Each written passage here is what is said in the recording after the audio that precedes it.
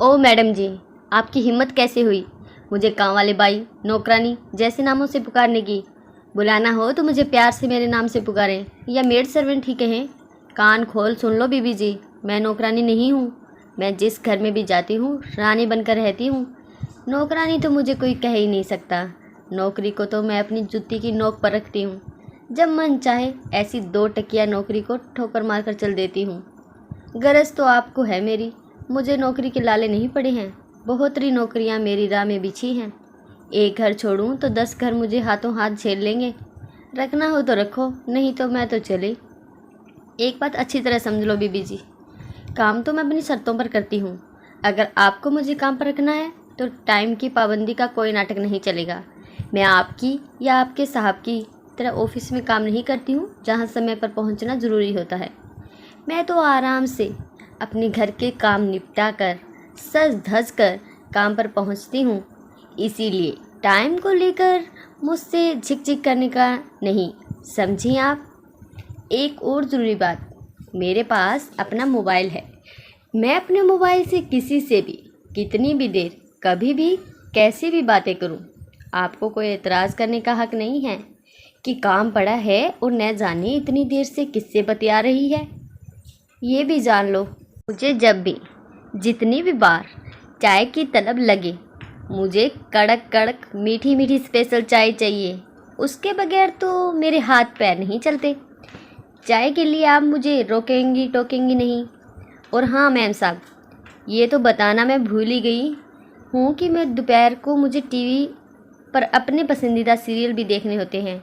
यदि मैं full speed पर पंखा चलाकर सीरियल या मूवी देखूं तो ये आपकी आंखों में खटकना नहीं चाहिए। ये भी तो सोचिए, टीवी पर आने वाले विज्ञापनों ने मेरी जनरल नॉलेज में कितनी वृद्धि की है। मैंने उन्हीं से जाना है कि किस बर्तन साफ़ करने वाले पाउडर में 100 नींबुओं की शक्ति है और किस डिटर्जेंट में 10 हाथों की धुलाई का दम है। ये सारे विज्ञापन हम जैसी मेड सर्वेंट के लिए ही तो हैं, ताकि हमें मेहनत कम करनी पड़े और हाथ मुलायम बने रहें। मैं कहूँ उसके पहले ही आपको ये सब चीज़ें बाज़ार से ला कर रखनी होंगी। मैडम जी, पहले ही बता देना, आपके सास ससुर तो आपके साथ आकर नहीं रहते हैं ना। मैं ऐसे घरों में काम नहीं लेती हूँ जहाँ बूढ़े सास ससुर भी साथ रहते हों। जितनी देर काम करो उतनी देर खुसट बुढ़िया डंडा लिए सर पर ही सवार रहती है कि ये कर वह कर, ये क्यों नहीं किया वह क्यों नहीं किया। असल बात तो ये है कि वह बहू पर तो उनकी चलती नहीं, इसीलिए सारी कसर वह हम जैसे लोगों पर ही निकालती हैं। और हाँ, यदि साहब या साहिबजादे आपसे छिपाकर थोड़ी बहुत बख्शिश मुझे दे दें तो आपको एतराज़ नहीं होना चाहिए। वैसे ऐसी बातों की मैं आपको कानो कान खबर होने दूँ तब ना। बीबी जी, एक मज़ेदार बात तो आपको मालूम ही नहीं। आप तो सपने में भी सोच नहीं सकती कि आप लोगों के घरों में काम करने वाली हमारी जैसी मेड सर्वेंट जब आपस में मिलती हैं तो कैसी कैसी बातें करती हैं। आप सुनेंगी तो हंसेंगी या फिर गुस्सा करेंगी कि हमारी बातचीत का मेन टॉपिक तो हमारा टारगेट तो बस आप लोग ही रहती हैं। सबने अपनी अपनी मालकिन के उनके रंग रूप और स्वभाव के अनुसार कई मज़ेदार निकनेम रख रखे हैं।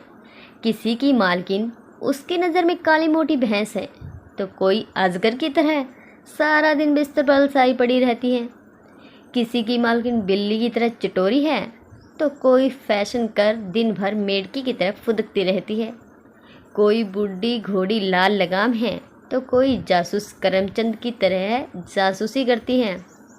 अरे बीबी जी, हमने तो आप लोगों को ऐसे ऐसे नाम रख रखे हैं, आपकी ऐसी ऐसी नकल उतारती हैं कि आप सुन ले तो चुल्लू भर पानी में डूब मरे। किसी दिन हम छुट्टी कर ले तो घर के काम करने में कैसे आपको नानी याद आती है, इसकी एक्टिंग करके तो हम लोटपोट हो जाती हैं। हमारे मन का गुबार या पेट का आफरा कई तरह से निकाला जाता है। कॉलोनी में किसके घर क्या चल रहा है, किसका किसके साथ चक्कर है, कौन किसके साथ रंगे हाथों पकड़ी गई, किसके घर में तीसरी औरत या तीसरे मर्द को लेकर पति पत्नी में कुत्तों की तरह लड़ाई छिड़ी रहती है, इन झूठी सच्ची खबरों को तिल का ताड़ बनाकर अपनी तरफ से ढेरों नमक मिर्च लगाकर हम अपना तो मनोरंजन करते ही हैं, फिर ये ही खबरें हमारी मुखराविंद से घर घर जाकर मालकिन के सामने भी ब्रॉडकास्ट होती हैं, सिवाय उनके खुद के घर की खबरों के। हमारा ये न्यूज़ चैनल बहुत लोकप्रिय है। अपनी मालकिन को ब्लैकमेल करना भी मुझे बहुत आता है।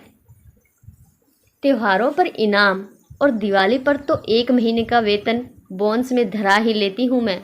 हर नए साल पर वेतन बढ़वा लेना ही मुझे खूब आता है।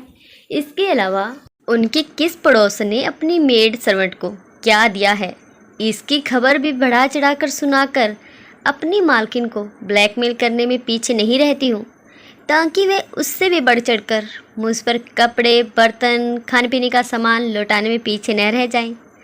अंत में मैं स्पष्ट कर दूं, चाहो तो इसे धमकी भी समझ सकती हैं कि हम घरेलू काम वाली मेड सर्वेंट ने अपनी यूनियन भी बना रखी है, जिसकी मैं अध्यक्ष हूँ।